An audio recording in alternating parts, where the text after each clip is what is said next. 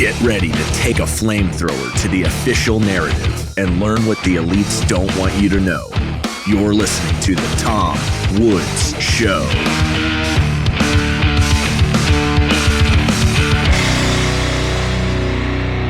Hey everybody, Tom Woods here. It is episode 2708 of The Tom Woods Show, and we're very glad to have back with us Clint Russell, host of Liberty Lockdown, which I urge you to listen to.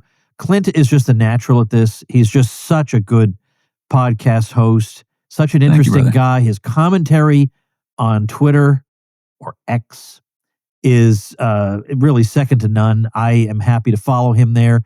He has zoomed past all Woods here in followers on that platform. There's got to be a reason for that. So you just got to be more profane. You got to be more profane, Tom. That's the key. I know that's holding me back. But you know, Clint, the most profane I get is Twitter. That is as much as far as it goes. I see you drop some no-nos on there, and I'm like, oh man, Tom's pissed. I like it. Yeah, the thing is, right, it's like this is the one platform where I feel like I could just, let her rip. The problem is I know that one of my adult daughters occasionally reads my feed, and so I have to, as I'm about to click enter, I'm thinking, is it worth her seeing this for me to make this smackdown? And the answer is almost always yes. Yes, it is. I can explain to her later. But so she already understands that she's not getting, Mexico's not sending its best when it comes to Woods's personality on Twitter. Different guy. This is why I was anonymous for the first couple of years I was on Twitter, and then I have still not told almost any of my family like what I do. They're starting to hear about it because I go viral periodically, and they'll like see something. So it's now getting to the point where everybody in my family actually understands what I'm up to. So now I have to have those awkward conversations with my liberal relatives at the holidays, but it's okay. I obviously believe in this, and I obviously mean what I have to say, and I'm obviously more than capable of discussing it openly. So now it's real. There's no turning back. There's no corporate role to be had for someone like me at this point. I'm a lifer. I'm committed to this path, and I'm grateful to be in it. I think that this is such an incredible time. You said direct this wherever I want. I just want to start by saying this is such a good time to be doing what we do. Like, I just want to emphasize that because there's a lot of negatives that you and I can talk about right now, but I have never seen a time where the media landscape is tilted towards independence, people who are telling their genuine truth, whether or not they're right or wrong, uncompromising, honest, loud, vicious, boisterous, passionate voices. I've never seen a time where that is more tilted in our favor than it is right now, and I think that's a great thing. And it makes me happy that talented people on our side, and I think Scott Horton is probably the quintessential example of this, whom you and I have known was a really smart guy for a long time. But for a long time, his talents went, I wouldn't say unappreciated, but underappreciated. I mean, we certainly appreciated them. He was like the secret weapon for all of us. Yep. And now suddenly, Scott used to host in the early 2000s something called the Weekend Interview Show. Everyone has forgotten about this. The Weekend Interview Show. And he interviewed like everybody in like the Lou Rockwell wing of libertarianism, and then other people too. But everybody except me, like every weekend I would look at this thing and it was somebody other than me. And I thought, did I do something to annoy him? Like, why am I the only person? So I started off my relationship with Scott Horton wondering, what is going on here? Why am I the only guy not on this Weekend Interview Show? But the Weekend Interview Show was not very well known. And now suddenly he's debating General Wesley Clark. Multiple times. Crazy. Yeah. Like he's on with Tucker. He's on with Candace. Huge shows with gigantic audiences. Piers Morgan, you name it. That's a radically different. That's the world we wanted 10 years ago. Exactly. And now we're living in it. So exactly. Well, it's great for them. And, just to add to that, he also had this incredible segment with Anna Kasparian a day or two ago where he's like, I know this is my cup of tea. This isn't really yours, but we got to talk about affordability and how central banking has destroyed our standard of living. And Anna Kasparian chimes in and she's like, no, actually, I love to talk about that. Central banking and fiat currency is a huge problem. And it's like, this is the conversation. This is what open debate and dialogue creates. Like, this is the whole reason I believe in free speech and the First Amendment, is like, this is how we win. And also, I believe that our arguments are superior to those of our opposition. So like, let's do this. Let's have this conversation with anybody. And I'm just so thrilled that, obviously Dave opened many of those gates for Scott, but Scott just, once he was through, there was no getting him out. He's been an absolute lion, and I'm thrilled for his success. And I'll say in parentheses that one of the great things about Dave is his generosity toward his friends. Oh, truly. Yeah. I have known people who have scaled not even quite the heights Dave has, who instantly forgot their friends. Yep. Instantly. Yep. Dave is always shouting out to somebody who is not nearly as well known as he is and describing him as, the great, the brilliant, the best guy on such and such. Because he wants backup. He's up there all alone. And I think because Dave was like the first to get to the highest heights talking what we talk. I mean, other than Ron Paul, but like doing it the way Dave does it, he was like the first to get there. And I think he recognized that like, this is going to be really lonely if I don't bring up some of my compatriots to fight alongside me. So I'm thrilled that Dave considers me one of those people, and I'm a great example of the small timers that have been lifted up repeatedly by Dave's name drops and recommendations to his audience. And yeah, he's the man. Well, we'll dig in. I want to talk about Thomas Massie to start with, but I'll just say I was at a concert with my wife one night, and Dave said, you might want to keep an eye on my debate with Chris Cuomo, which I was not in a position to do, unfortunately. And that was when he pulled out a copy of my Diary of a Psychosis and handed it to Chris Cuomo and said, you should read this. This will give you the truth about COVID. So I found out about this later. So as we're heading out of the concert, my notifications are all blowing up. Everybody's telling me about this. I thought, all right, good man, Dave. I appreciate that. Good man. Well, I got another little story for you then, because I was there for that debate, because that transpired at PBD Studios in Fort Lauderdale, which is just like half an hour away from me. So Dave invited me out, and when that happened, I don't know if you could hear it in the microphone, but I should like woohoo or like yes, I was super pumped to see the book get referenced, because I appreciate that. I bet. Well, the woohoo story leads me to another story. But we're never gonna. I'm doing. This is what they tell you in Podcasting 101 not to do, which is to take forever to get to the main substance. They teach you this. Never do this. But I'm going with our people like to hear from us, so I'll tell a quick little story. Maybe you know Phil Labonte on Twitter. Of course, he's the lead singer of the metal band All That Remains. Mm-hmm. Now, obviously Phil and I have our disagreements, but I got to know him like a long time ago during the Ron Paul campaign. He introduced himself to me, and I was so dumb. Like, I didn't know anything about metal. And he's saying, yeah, I have a band called All That Remains, which is a kind of a big deal in metal, reasonably big band. But I didn't know, like half the people I meet, they have a band or they're working on a novel or, okay, sure. So I kind of thought he's another one of these guys, right? Then I find out, actually, he's a really big deal. So a few years ago, his band came to near Orlando. So we went, and I told him we were going to be there. And partway through the show, he stops and says, my gosh, you guys are such an incredible audience. I can't believe the energy in this room. And I'm told Tom Woods is here. Clint, you could have heard a pin drop in that place. No response whatsoever, except my wife and I went, woohoo. So exactly. That's what made me think about it. So we saw him afterwards, and I said to the rest of the band, those two people saying woohoo, that was us. Like, exactly, sorry about that. The Venn diagram of our audiences is like a tangency point, namely myself. That's hilarious. So yeah, no, that makes sense. That makes perfect sense. Well, before we get into the Thomas Massie discussion, I had Bob Murphy on my show just before I hopped on with you, and essentially he was, giving me very gentle pushback as to kind of trying to make the distinction more readily known to the public as to our beliefs versus those of the Fuentes America First Graper movement, and how I'm kind of walking that fine line. And I'll give you my opinion as to what I've been doing and whether or not I think it's the proper path. Obviously, since I'm doing it, I think it's the right thing to do. But I'm just curious what your opinion is as to the Fuentes phenomenon, because I'm sure your audience would love to hear what your thoughts too.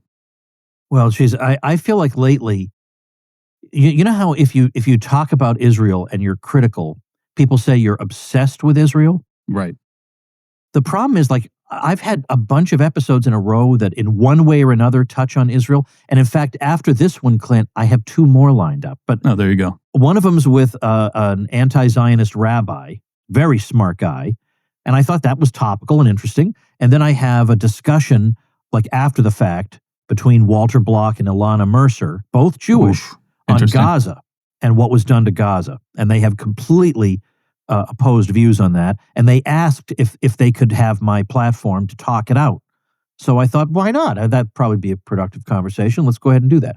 So let me just say before I even answer that no matter what I say, it's the most important issue I think right now. Like it's on everybody's minds, and so I'd like to talk about it. It's like COVID.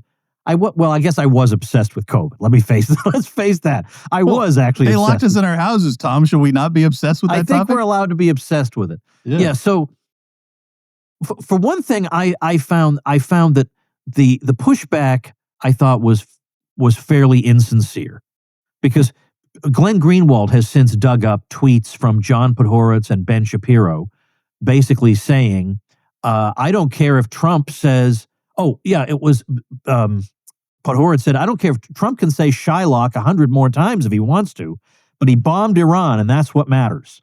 Right. So, obviously, it looks to me like Fuentes is I don't want to say walking back, but I think he is.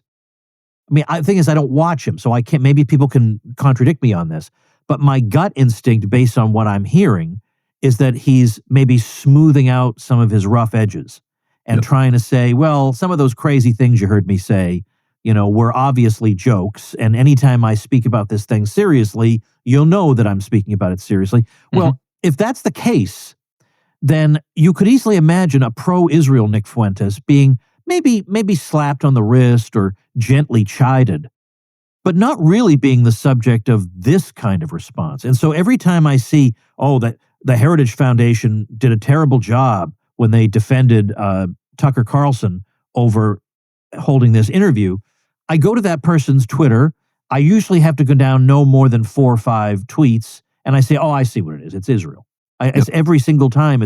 So if we could just say what we don't like about him is that he seems to be a lightning rod who is let's say accelerating an already existing trend of negative press for Israel, of bad poll numbers for Israel in the U.S. Just say that. Just honestly say that's the thing that's motivated. It's not you're so concerned about, insensitive language toward women or whatever. They defend that 24 hours a day from all their friends. So I don't think it's sincere. No, it's not. I think they're not being honest. Just say this is the thing that motivates me. The reason they don't want to say that is I think a lot of Israel First people are becoming more sensitive to accusations that they are putting Israel before the U.S. So they can't come out and say, well, the real thing that bothers me about him is his Israel position. Hey, gang, a lot of us are already thinking about Christmas. And let's be honest, how many times have you given a gift just for the sake of giving it and not really because it was the perfect gift?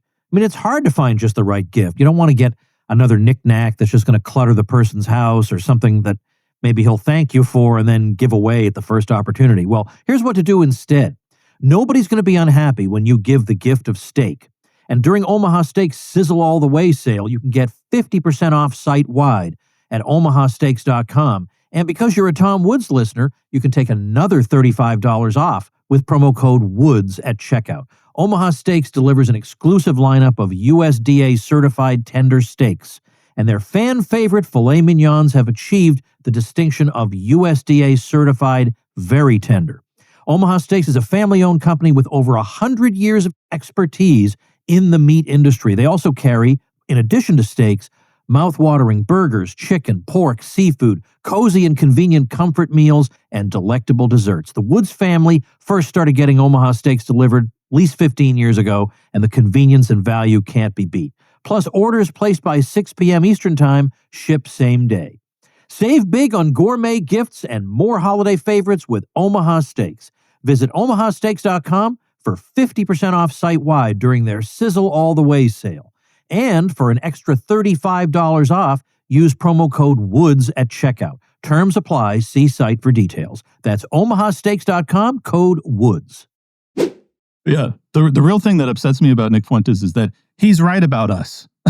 Yeah, that we put a foreign nation before our own. It's like, yeah, well, oops, maybe you should stop doing that. Yeah, or at least be honest. You would. The best way to take the wind out of his sails is to stop smearing decent Americans, stop trying to primary Thomas Massie, or cheer, heaven forbid, cheer the primarying of Thomas Massie.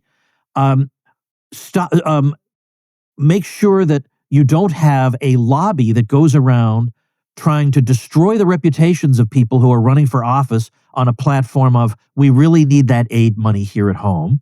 Right. I mean, can you imagine the arrogance of somebody demanding, like arguing that it's bad or wrong or evil, or we're going to attack you because you don't want to send as much money as we think you should send to the country we favor? Nobody acts like that. I mean, no. and I know they'll say, oh, but there are other countries that get aid. You know, they think our too. IQ is 50, you know? It's like, but I oppose that too. So that's not a gotcha. I oppose that too. Yeah, the thing is that at least those people don't go around calling me an anti-Semite, calling me an anti-whatever. And not to mention, I don't have a U.S.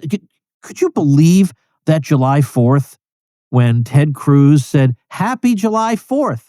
And then he said, today is also the anniversary of the daring Entebbe raid in another country. Let me tell you all about that country. Just stop doing.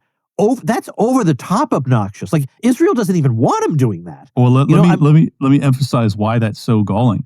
This is a sitting senator from the state of Texas.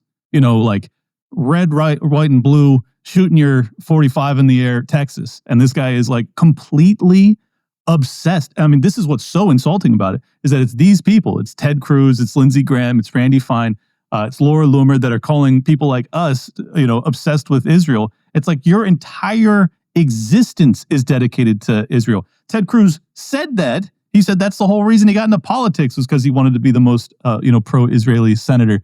And yet we're the ones that are obsessed because we don't want to be in tow to a foreign nation. It's just the gaslighting has gotten to the extreme. And I just wanted to say real quick, you're going to get into Thomas Massie. Like the reason that I disagree with Bob Murphy on, his very gentle and very thoughtful pushback as to how I've been messaging lately is that Thomas Massie and Ron Paul, they're like as good a people as you'll ever find. And I don't think they have a hateful bone in their body. And they're certainly not anti-Semitic. And their opponents know that, I think. Well, of course. But it doesn't change the fact that they call them that. So my point is, I'm not going to go out of my way to separate myself from Nick Fuentes to appease someone who's going to call me an anti-Semite regardless. I just don't care anymore. Like, the labels are really irrelevant at this point. The past 2 years of absolute over-the-top smears that we've suffered since the war in Gaza began, it's like I've ran out of F's to give. I'm just being honest. Like, I'm not going to concern myself with how bad actors treat me badly. That doesn't mean that I don't have disagreements with Nick Fuentes. Obviously, I do, but I'm just not going to change how I message to try and appease these people. They're not good people. They're not honest actors, and I'm just over it. I saw on Twitter a post by a guy named Christopher Long. Maybe you saw this. He used to be the president of the Intercollegiate Studies Institute, which has been around a long time. When it used to be Frank Chodorov's organization, he was a radical individualist libertarian who was friends with Murray Rothbard. So that thing goes back a ways. And then it fairly early on became more of a conventional conservative outlet. And apparently Long, who is the ex-president, is complaining about the current direction of ISI, that it's not spending enough time spreading American ideals on the college campuses. They're all over the college campuses. I've spoken for ISI multiple times, and the guy who heads it now, Johnny Burtka, is a young, smart, energetic, outstanding leader of that organization. I will hear no criticisms of him. Great. Well, this Long guy who's got now, we don't judge people by how many Twitter followers they have, but for heaven's sake, you were the head of ISI, you have 300 Twitter followers. You did not make an impression on the country, we'll say, while you were heading this very important organization. And he's saying about how concerned he is that ISI now, quote unquote, platforms the wrong people. Because what we need is a Buckleyite conservatism. And what instead we're getting is, in his words, isolationism, which isolationism is a left-wing smear term. If you're using that word, you've discredited yourself immediately. And then limits on immigration, which apparently he thinks it's not conservative to favor that. So he's got the usual laundry list of things. And then he's saying that he's using anti-Semitism and bigotry. I mean, it could have been written by AOC. And Right.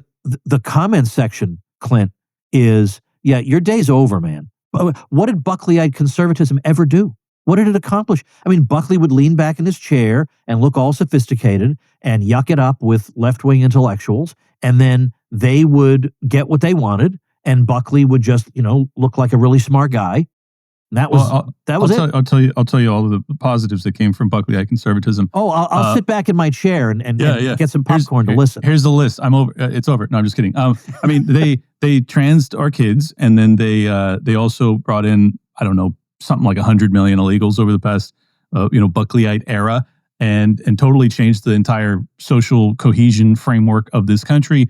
They led us into multiple wars. They allowed for 2A and 1A to be diminished, and they took from his era, which was sub $1 trillion debt, to where we sit today at 38 trillion. So yeah, modern conservatism has been a disaster. Anybody, defending the old guard and pretending as if there doesn't need to be new blood in this movement is out of their fucking mind. Sorry, I got to be honest. Like they're so detached from reality. No one is in the camp of the Randy Fines, the Dinesh D'Souza's, the Laura Loomers. All of the energy is on our side, all of it. And all they have is institutional power. We have the people. Like, that's the change now. Like, the kids have woken up. I just want to really emphasize that for anybody who hasn't been paying attention. The 20 to 40-year-olds, and I'm calling those kids because that's basically how we look at civilization today.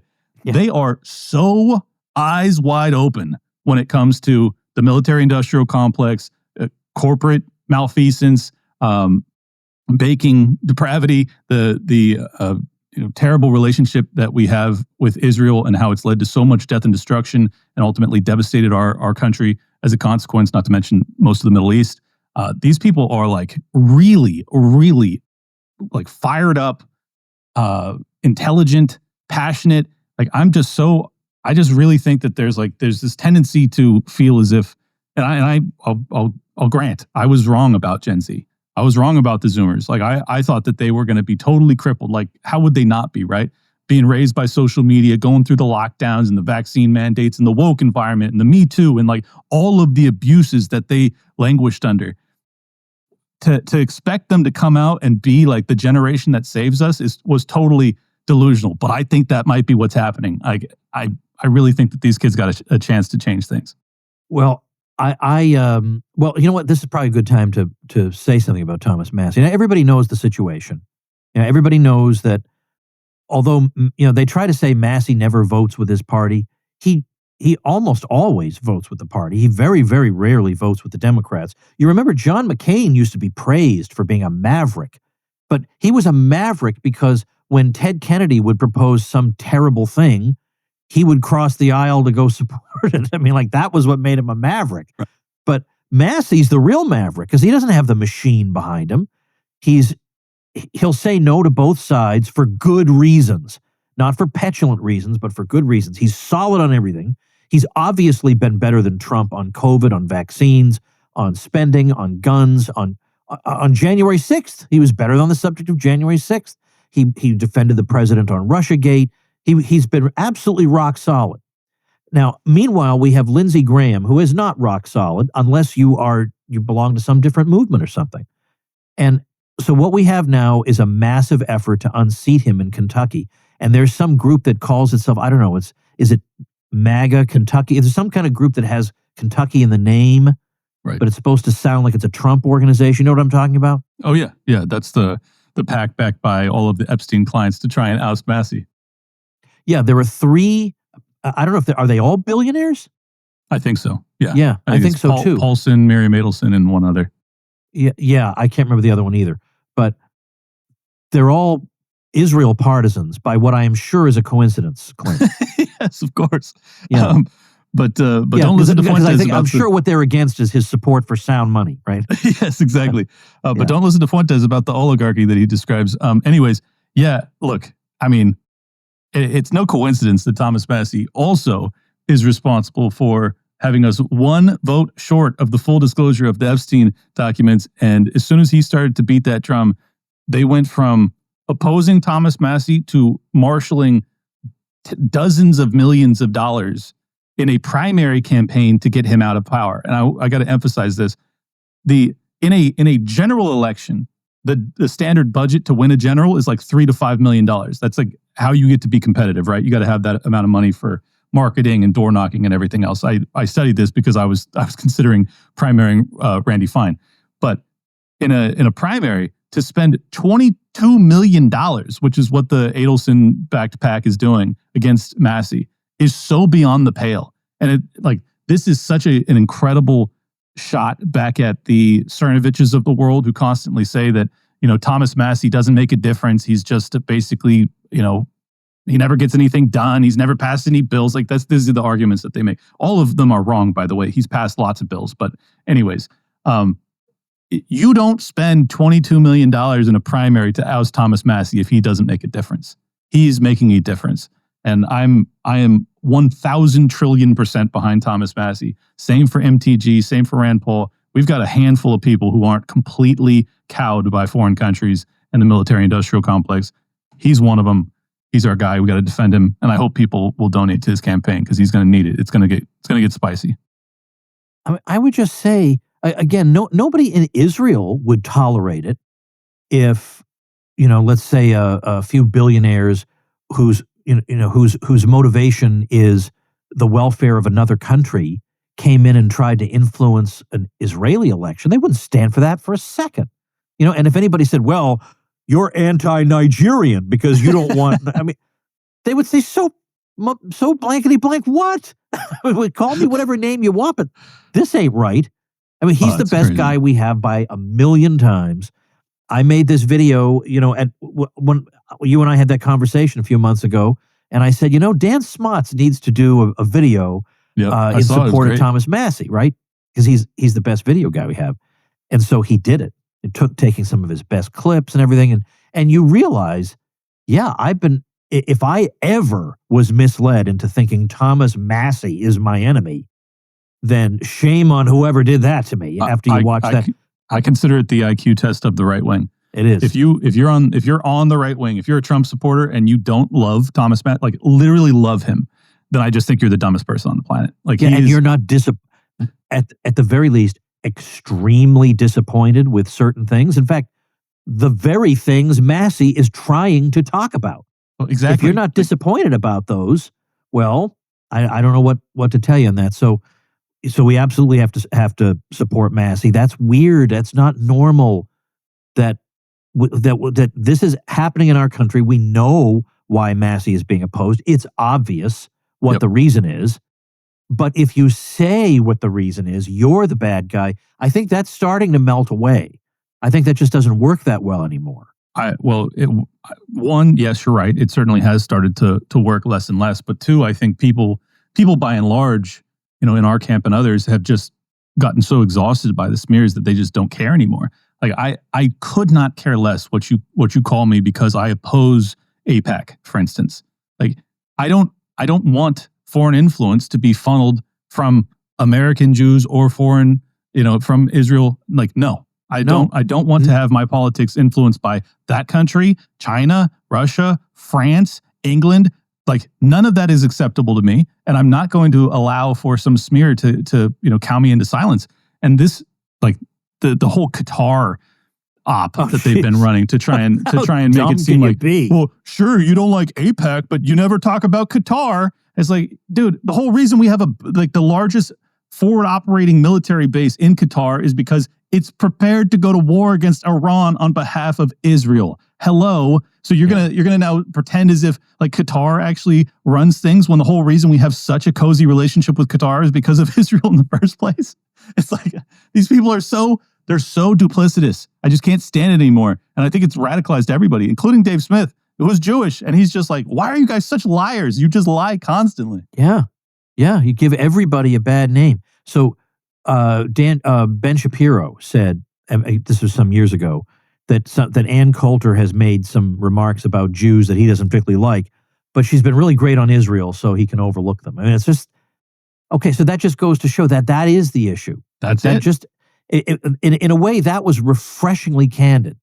If he could just be that way all the time, Well, that would be refreshing. And yet that's the entire origin story to the, anti-hero Nick Fuentes, is that because he questioned Shapiro's dual loyalty to Israel, he immediately quote tweets him and calls him an anti-Semite and says this is classic anti-Semitism. And that's what really spiraled Nick Fuentes into the beast that he is today. And I just think that's so funny because it's like, yeah, Shapiro, you are dedicated to a foreign country. Like, that's the truth. If you were just honest about it, I don't think it would be nearly as offensive, but they're not honest about it. Like, it's obvious in their actions, that's what they're driven by. But when it comes to their rhetoric, if you say, hey, it seems like you really are just like in this to defend a foreign country, then they call you a name. It's like, well, how about this? How about I call you a traitor then? Because you're actually trying to rob me to not just fund a foreign country, but to fight wars on behalf of a foreign country. And yet you think that labeling me something is going to stop me from pointing that out when you're like committing treason against my country? Like, that's why it's so radicalizing for people. Because once they come to that realization, you can't turn back. You can't just be like, oh yeah, this is fine. I'm going to, Shapiro is really good against the woke college kids, and he's pretty good on financial stuff. So he's still an ally to us. No, you can't be my ally anymore.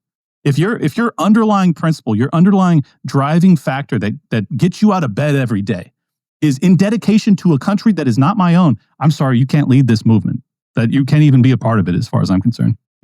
Hey, everybody, this open enrollment, don't make the same mistakes again, agreeing to overpriced premiums and fine print that generate unpleasant surprises at all the wrong times. The Woods family ain't playing that game anymore. Affordable Care Act, come on. We ditched the old-fashioned way and embraced Crowd Health, the alternative to the crazy American health insurance world. With Crowd Health, we're talking health care for under $100. You get access to a team of health bill negotiators, to low-cost prescription and lab testing tools, as well as to a database of low-cost, high-quality doctors vetted by Crowd Health. And if something major happens, you pay the first $500 and the crowd steps in to fund the rest. And you'll be part of that crowd, a group of members just like you who want to help pay for each other's unexpected medical events. The system is betting you'll stay stuck in the same overpriced, overcomplicated mess. And this year, it's even worse because most of the Affordable Care Act subsidies expire, which means your prices are going sky high. So this open enrollment, take your power back. Join Crowd Health to get started today for $99 for your first 3 months using code WOODS at joincrowdhealth.com. That's joincrowdhealth.com, code WOODS. Crowd Health is not insurance. Opt out. Take your power back. This is how we win. Joincrowdhealth.com, code WOODS. Hey gang, let's smash another myth. I think most people think the only way to grow their money for retirement is to risk it in the stock market. Not true. You can reach your financial goals and dreams without taking any unnecessary risks. Bank on Yourself is the proven retirement plan alternative that lets you bypass Wall Street, beat the banks at their own game, and take control of your financial future. We're talking guaranteed, predictable growth and retirement income with no luck, skill, or guesswork required. Your plan doesn't go backward when the markets tumble. Both your principal and growth are locked in. You're in control. You get access to your money for emergencies and opportunities with no questions asked. There are no government penalties or restrictions on how much or when you can take it. And when you use your money, it keeps growing like you never touched it. Try doing that with a 401k or IRA. Not to mention built-in inflation protection. Your money is guaranteed to grow by a larger dollar amount every year in both good times and bad. You can get a free report with all the details on how the Bank on Yourself strategy adds guarantees, predictability, and control to your financial plan. Just go to bankonyourself.com/woods. That's bankonyourself.com /woods. Well, I totally hear that, but I want to, before I forget, because I have this, my memory's not what it was. What was your profession before you went into podcasting? I ran a mortgage company. Okay. So do you have any particular insight into the question of the 50-year mortgage being proposed? Oh, sure. Yeah, I could definitely talk about that. Yeah. Let's hear what your thoughts are, because obviously you first hear it and you think, oh my gosh, of all possible things, instead of getting to the fundamental problems here, let's come up with another Band-Aid solution. You think that? It's on the terrible. other hand, I've heard investor types saying, if I could get a reasonable fixed rate for 50 years and live in a house and take the money I would have spent on the principal and invest. I would do that Of every course. day of the week. So No, what do you think? Yeah, it's advantageous to those that are able to get a greater return on investment versus, say a 5 or 6% mortgage. But like the expectation that you're going to, refi that house at 6% on a 50-year mortgage and then deploy that into the market and expect to beat 6% return, like good luck. That's not easy. Yeah, that's 6%. The thing. I was wondering what kind of interest rates would there be on a 50-year mortgage? Well, the expectation historically has been that the longer you're, just think of it like time value of money and giving away the utilization of your hard-earned savings, right? Like you're going to have an expectation of a rate of return that is reflective of how long you are to go without that money. So you're going to want more interest if it's locked up for a longer period of time. This is why, this is just a total like non-organic, this is a non-free market phenomenon. You would never see a private investor going, yeah, I'm going to lock up my money for 50 years. That's such crazy behavior. This is only something that would happen with state-backed financing and central banking. So that's what this is. But the rates should be higher. Like a 50-year mortgage, they should be higher. That's how it should work. But as you know, like a good telltale sign of recessions is when the yield curve inverts. So you'll have like the 2-year bond will suddenly cost more than the 10-year. And you're like, oh, we have a problem, Will Robinson. Like that's when you know that the economy is about to implode. I'm sorry, I just wanted to point out that like sometimes because of state interference in the economy, you will see interest rates on long duration debt suddenly be cheaper than short term. But that's not a natural market phenomenon at all. Like that just never happens in the free market. So I oppose it on a multitude of levels. I also want to add, we're in a most historic real estate bubble we've probably ever encountered. I think clearly it's the biggest we've ever been in. And there is just immense market demand from young people who have completely given up on home ownership and they have no interest in trying to buy because they just recognize that the acquisition price, the entry price is so astronomical, it doesn't make any sense. So what we ought to see is that as the boomers die off, which they have started to, my dad passed last month, unfortunately, the real estate market should start to liquidate, and you should see additional supply hit the market, which will start to find equilibrium and bring prices down, which we have seen softening. So the only thing that this does is it takes a bunch of people that wouldn't qualify for the purchase of a $500,000 or $600,000 home that they may qualify for the purchase of a $400,000 home. Okay, now they can qualify for a $500,000 purchase. So that just floods a couple more million, potential buyers into the like realm of potential buyers, like viable potential buyers, adds way more demand to this market with not enough supply. It does nothing to address supply. So all it does is it gasses this bubble one last time to try and bail out the boomers who have made a fortune off of the inflationary environment that they have benefited from ever since Volcker jumped interest rates in the early 80s. It's devastating to the young people. I want to really emphasize it'll radicalize the youth in this country so horribly if we don't let this market like correct naturally. And it seems like they're not going to let it happen. Now that unfortunately that never happens. Yep. In terms of housing, we have a lot of blue ribbon commissions to look into what's causing X or Y or whatever. Now, I think we have a kind of already have a sense of what's causing this problem. But if they don't, and by they I mean the administration, they should have a commission, bring in the best people, and bring in some economists who actually have a clue about what's happening. And the thing is, sometimes they have brought on good, decent people. They did appoint Jay Bhattacharya to head the NIH. There are some good people involved here, so they could. They might even know where to go to ask who the good people are, and have them just write a report really quick with the top 10 reasons housing prices are so high in the U.S. What are and it's not going to result in therefore we need to subsidize housing. No, it's we need to get these things struck down that are causing the prices out of our way. That's the answer. And you've got the housing secretary. I think it was like Duffy or whatever his name is. And he's talking about how there's like 500,000 empty lots that are being sat on by developers. It's like, hey, dumb. The reason they're sitting on it is because the input costs are too high. Because to buy the lumber, to go through permitting and licensing and everything else, they don't expect to make a return on that investment. Like, these aren't stupid people. These are professional real estate developers. And you're going, oh, they're sitting on dirt. No, they're sitting on dirt because they can't make a profit, dummy. Like, what? How do you end up in the highest levels of government if you don't understand like market dynamics at all? It's just so insulting and infuriating that that's how things work. But yeah, the answers are very simple, Tom. Like, you need to deregulate aggressively. You need to stop borrowing and printing and spending us into oblivion so that the input costs come down, so that the developers can, come off the sideline and start to build. I built 5 houses. I ended up losing a fortune on it. I built 5 houses during the lockdown era in San Diego, and input costs, because of the lockdowns, went up 2-3x. I mean, it was insane. Like, my expectation was it was going to be like $300,000 a door to build. It ended up being $600,000. Like, it's catastrophic what they've done to our money.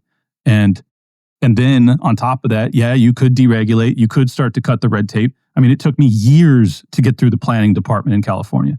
But that doesn't mean that, like, federally they can actually remedy that, because these are state problems largely. And California is probably the worst when it comes to building. So all of this, from the money side to the supply side, everything is a product of state intervention in this market. So now their answer is, hey, instead of just being an indentured servant for 30 years, we're going to lock you into 50. Enjoy that, you 35-year-old Nick Fuentes listener. I'm sure that's going to de-radicalize you, right? It's what they do with everything. So they're all their subsidies and everything else makes higher education too expensive. So instead of going to the root, they then say, well, now we'll on top of this, we'll give you these loans. Right. And that's how we make college affordable, not by actually lowering the price of it, but by giving you a loan. And likewise, so they say that with affordable housing. Affordable housing doesn't mean the prices are going to come down. When the prices came down in 2008, they all acted like Godzilla had returned. They weren't happy about that. Right. They did everything they could to jack them back up again. So which was the best thing that could have happened for us. I beg your pardon? Which was the best thing that could have happened for us. That recession was like the only healthy thing we've had happen in my entire life economically. Yeah, it's that they want, in theory, they want lower housing prices, but there are a lot of boomers who their whole gamble on their future is stuck in that house. So and it's not just them, Tom. I mean, it's the big money boys, like the BlackRocks of the world, the hedge funds, the banking institutions. They are all reliant on the real estate market. It's all underwritten. There's derivative contracts that spin out into the rest of the world. I mean, this is the whole reason that they had such a panic about the 2008 recession and real estate collapse, is because the derivatives contracts literally had the entire banking complex globally on the brink of implosion. And they just couldn't allow that to happen, because that's all the donor, bucks. But it's even worse now because they didn't do anything about it.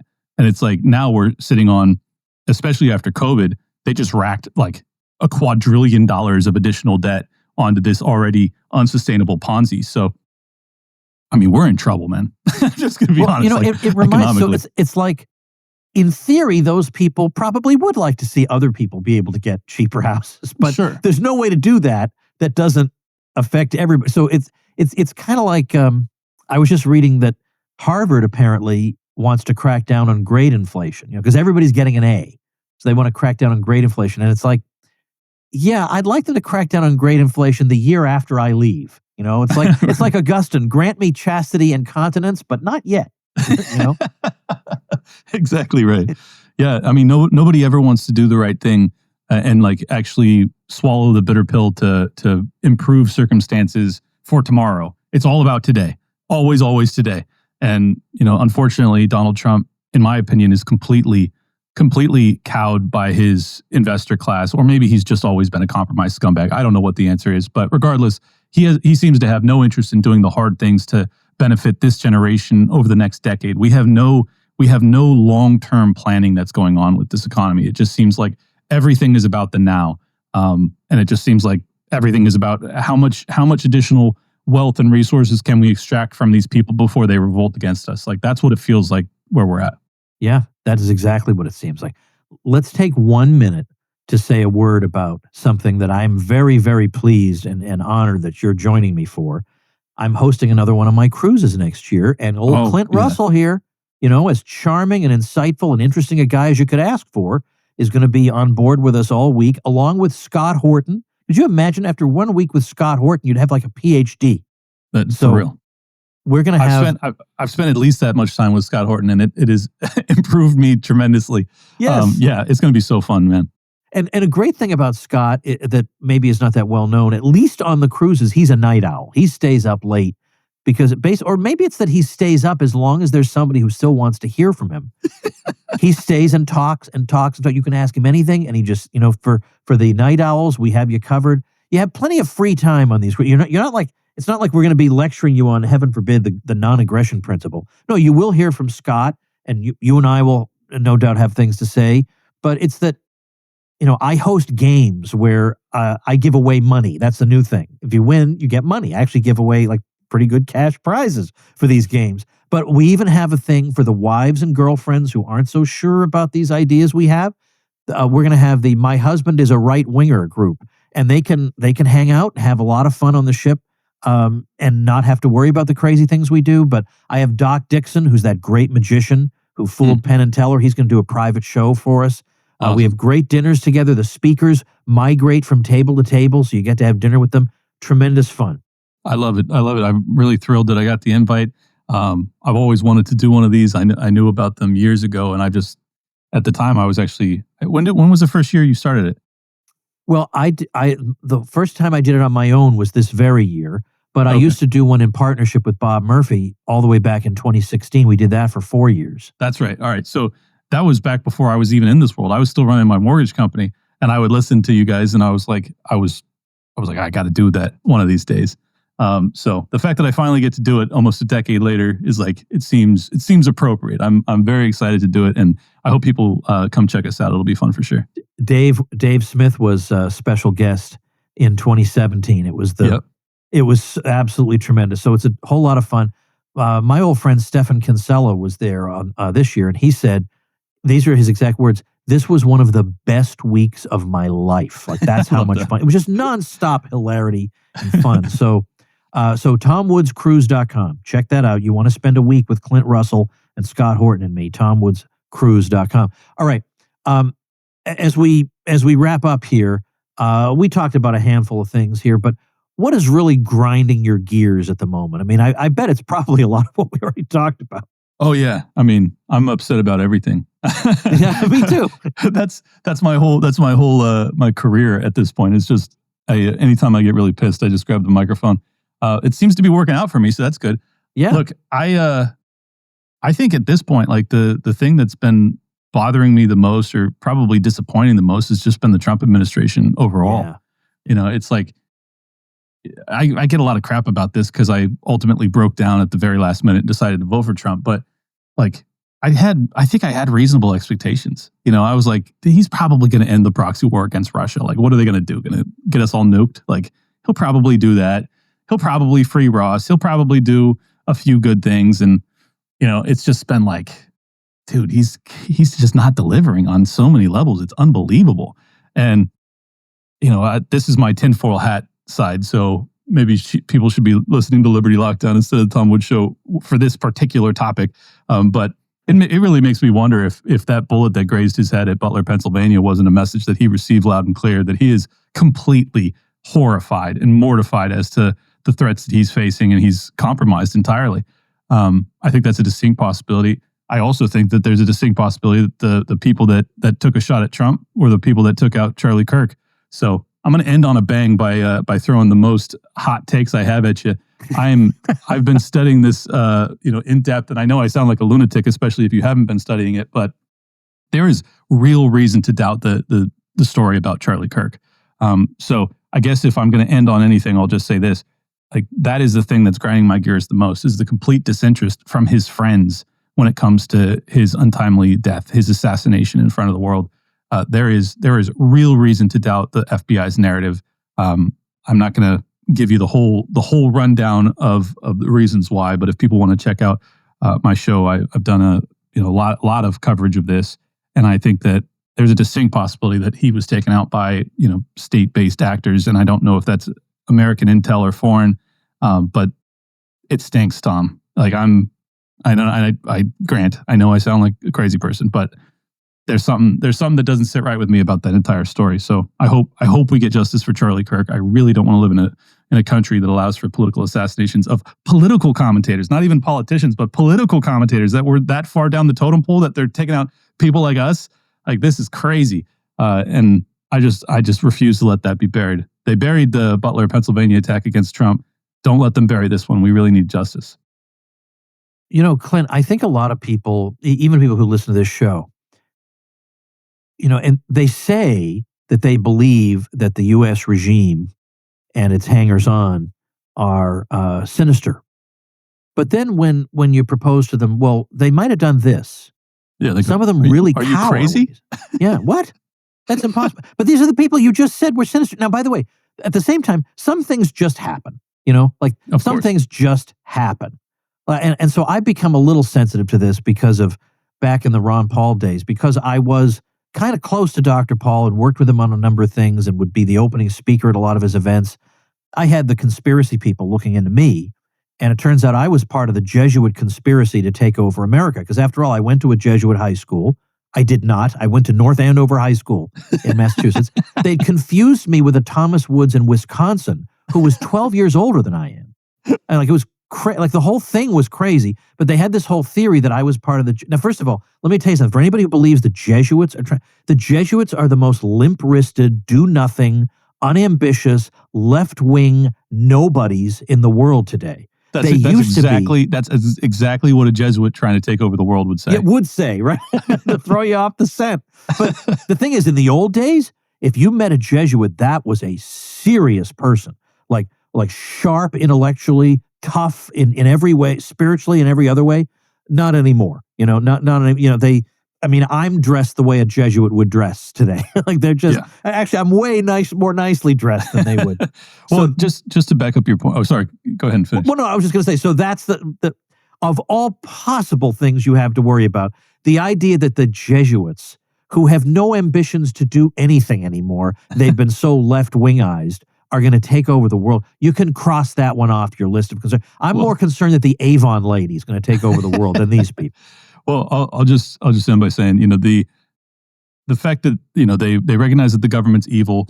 They also, if they've been a fan of your show or mine, they're already aware that there was a bioweapon created at UNC Chapel Hill that was then outsourced through Eagle Health Alliance and the Wuhan Institute of Virology, and it was released, and whether it was intentionally released or not, they completely lied about it, said that it came from a wet lab or a wet market, and ultimately tried to completely ruin our lives, simultaneously transferring trillions of dollars of wealth from the poor and middle class to the uber wealthy and politically connected.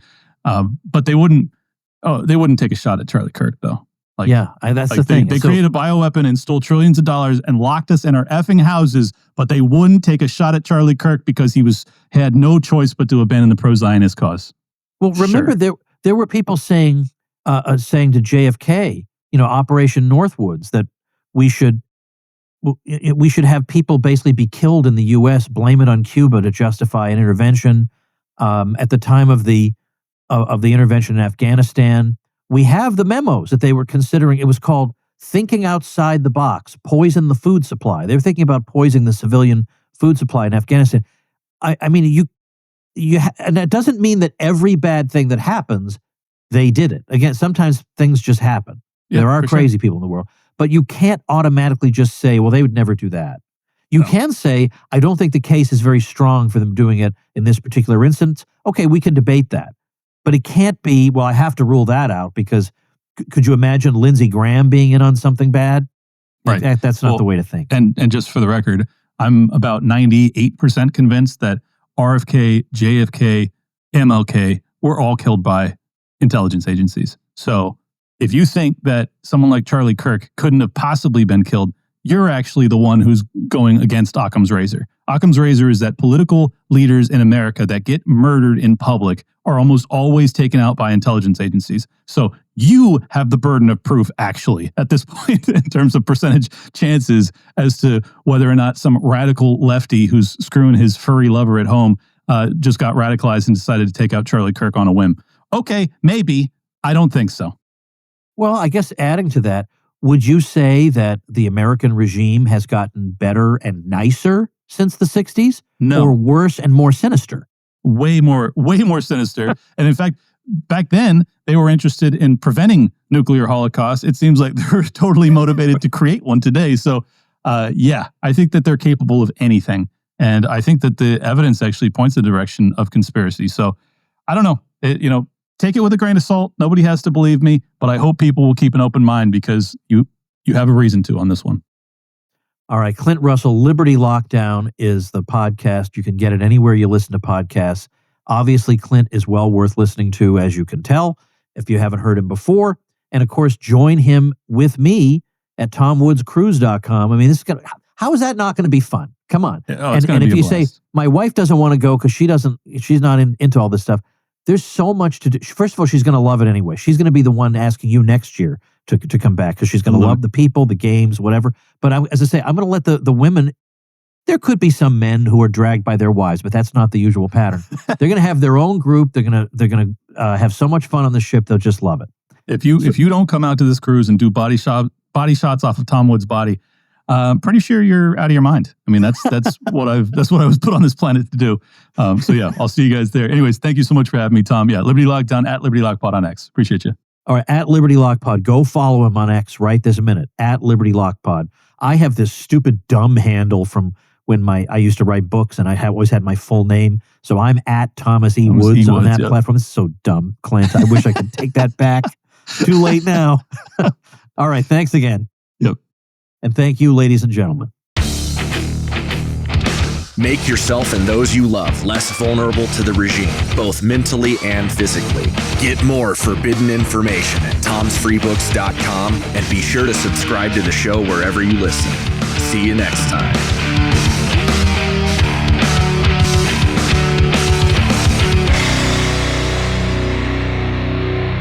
Like the sound of The Tom Woods Show? My audio production is provided by Podsworth Media.